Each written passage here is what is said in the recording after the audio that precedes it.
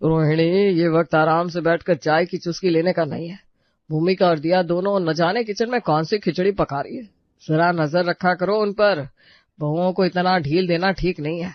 क्या पता अपनी मन मर्जी चलाने लग जाए। उनकी इतनी हिम्मत का। मैं उन पर कड़ी नजर रखती हूँ। रात के खाने के लिए उन्हें मेन्यू बताकर आई हूँ। अभी जाकर देखती हूँ क्या कर रही है दोनों। रोहिणी रसोई में जाती है तो भूमिका सब्जी काट रही थी और दिया आटा लगा रही थी। भूमिका बहू, तुझे एक बार में कोई बात समझ में क्यों नहीं आती? तुझे इस घर में आए हुए 4 साल हो गए, लेकिन अभी तक तूने इस घर के तौर तरीके नहीं सीखे। क्या हुआ माँ जी? मैंने तुझसे क्या कहा था? कढ़ाई में पहले गोभी डालकर फ्राई कर लेना, उसके बाद उसे निकाल कर फिर आलू मटर डालना। तूने आलू गोभी मटर सब एक साथ डाल दिया। अरे ऐसे सब्जी में स्वाद थोड़ी ना आएगा। माँ जी, सारी सब्जियां अलग अलग फ्राई करने से तेल बहुत खर्च होता है और ज्यादा तेल हमारी सेहत के लिए ठीक नहीं है ना, इसलिए मैंने सारी सब्जियां एक साथ डाल दी। तू ना ज्यादा दिमाग ना चलाया कर, जितना कहती हूँ उतना ही कर। ठीक है माँ जी, अब से आप जैसा कहेंगी वैसा ही करूंगी। अब क्या? अब तो तूने सब्जी का सत्यानाश कर ही दिया। अब बारी थी दिया की। रोहिणी दिया के काम में भी टोका टोकी करती है। ए दिया बहू, क्या कर रही है तू? माँ जी, आटा लगा रही हूँ। इतना कहती ही दिया आटे में थोड़ा सा नमक मिला देती है। अरे अरे अरे, ये तूने क्या कर दिया? दिया घबरा जाती है और नमक का डब्बा उसके हाथ से छूटकर फर्श पर गिर जाता है। क्या हुआ माँ जी? आटा में नमक मिलाने की क्या जरूरत थी और सारा नमक बर्बाद कर दिया। माँ जी, वो रौनक ने कहा था कि आज उनका नमक वाली रोटी खाने का मन है। रोटी में नमक की क्या जरूरत है? सब्जी में तो नमक डाल ही रही है ना। अब आटा से नमक निकाल कर अलग कर फिर रोटी बनाना। ठीक है माँ जी। एक दिन अगर मैं ना देखूं तो इस घर में न जाने क्या हो जाए।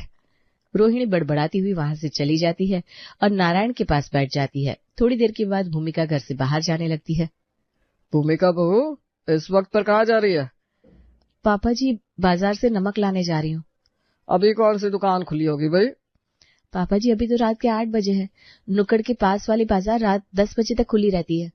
रहने दो खुली, तुझे वहां जाने की कोई जरूरत नहीं है। लेकिन पापा जी, कल सुबह के लिए घर में नमक नहीं है। घर में नमक होगा कैसे? दिया बहू ने सारा नमक फर्श पर गिरा दिया। नारायण दिया को बुलाता है। दिया बहू। दिया रसोई से निकलकर बाहर आती है। नारायण एक एक करके दोनों बहुओं की रिमांड लेता है। नमक फर्श पर कैसे गिर गई? वो नमक का डब्बा मेरे हाथ से छूट गया बाबूजी। तो ध्यान कहाँ था तुम्हारा? पापा जी, आगे से ऐसी गलती नहीं होगी। और भूमिका बहू तू, दिया तो तुझसे छोटी है, तू इस पर ध्यान क्यों नहीं रखती? आगे से इस पर ध्यान रखा कर और एकांश को फोन करके बोल दे ऑफिस से लौटते समय नमक लेता आएगा। ठीक है पापा जी। दोनों बहुएं रसोई में चली जाती है। वैसे एकांश और रौनक दोनों है कहाँ? अभी तक घर क्यों नहीं आए? हाँ, आज तो दोनों को घर आने में बहुत देर हो गई। आने दो उन्हें, उनकी भी खबर लेता हूँ। दोनों भाई ऑफिस से घर नहीं लौटते हैं। पापा जी, मम्मी जी, आप लोगों का खाना लगा दूं? इसमें पूछने वाली क्या बात है? हम रोज 9 बजे खाना खाते हैं तो आज भी 9 बजे खाना खाएंगे। अब तो 9:05 हो चुके हैं। भूमिका बहू, मुझे 5 मिनट की भी देरी बर्दाश्त नहीं है। मुझे खाना चाहिए एकदम टाइम पर, ठीक 9 बजे।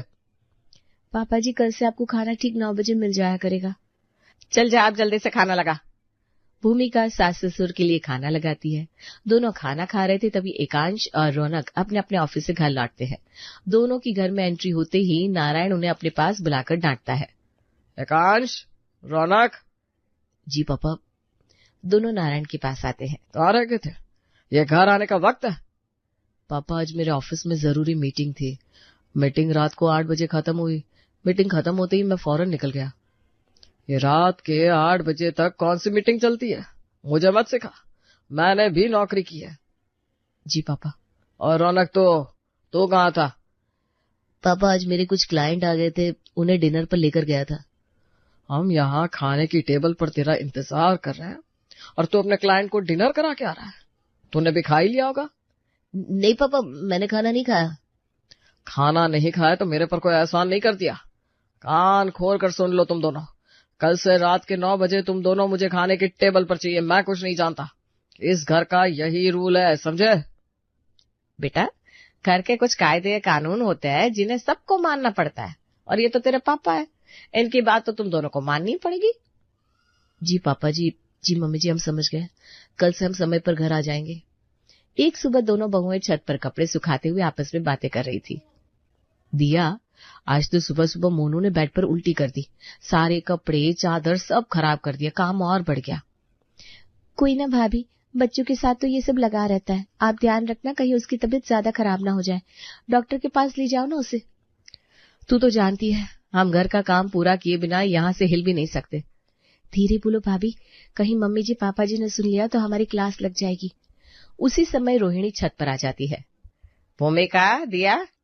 माँ जी, हम गप करने नहीं आए। मोनू ने सुबह बेड पर उल्टी कर दी थी। मैंने सारे कपड़े धोए, वही सुखाने आई हूँ। और दिया बहू, तू क्या कर रही है यहाँ पर? चल रसोई में जा। माँ जी, मैं भाभी की हेल्प करने आई थी। घर का काम हो जाएगा माँ जी। अभी हम चाय और नाश्ता बना देंगे, आप चिंता मत करो। आपको मंदिर जाना है तो आप मंदिर हो आओ। जब तक आप मंदिर से वापस आओगे आपको चाय और नाश्ता तैयार मिलेगा। नहीं, जब तक तुम दोनों रसोई में जाकर अपना अपना काम शुरू नहीं कर देती मैं मंदिर नहीं जाऊंगी। दोनों बहुएं कपड़े सुखाने के लिए डालती है। तब तक रोहिणी वहीं खड़ी होकर उन्हें देखती रहती है। उसके बाद दोनों रसोई में जाती है। रोहिणी भी उनके पीछे पीछे रसोई में जाती है। जब दोनों चाय और नाश्ता बनाना शुरू करती है तब जाकर रोहिणी वहां से खिसकती है। इसी तरह एक दिन भूमिका और दिया अपने अपने पतियों के साथ बाजार जा रही थी। कहाँ चल दिया तुम सब? पापा, आज हमारा मूवी देखने का प्लान था। हम लोग थिएटर जा रहे हैं। हमसे पूछना तो दूर, हमें बताना भी जरूरी नहीं समझा? अब हमारे बच्चे बड़े हो गए जी, अभी हमसे क्यों कुछ पूछेंगे, क्यों बताएंगे कुछ?